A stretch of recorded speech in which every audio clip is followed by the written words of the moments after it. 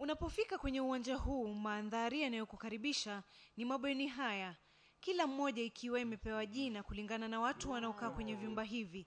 Iwapo unadhani tuko katika shule ya bweni, umekosea. Kituo hiki kimetengwa kama kituo maalum cha waraibu wa pombe kujirekebisha. Ni watu wa jinsia, umri na tabia tofauti, wote wakiwa na lengo la kuupiga teke ulevi, wakiwa wameacha shughuli zao za kila siku kwa miezi mitatu ili kujirekebisha.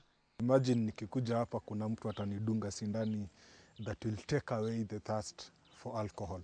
I started drinking at the very tender age of 12. Warekebishaji hawa wakiwa na historia ya ulevi wanafahamu uwezekano wa kurudi kwenye kileo hicho basi na kujua. Hivyo basi kuwafanya wote hawa kuamua kuishi kwenye eneo hili. My class was a bar. That is where I got my education from, essentially. Motisha pamoja na imani zimewafanya kurekebisha wengi ili kuupa mkono wa buriani ulevi na madhara yake. Saida Swale, KTN leo.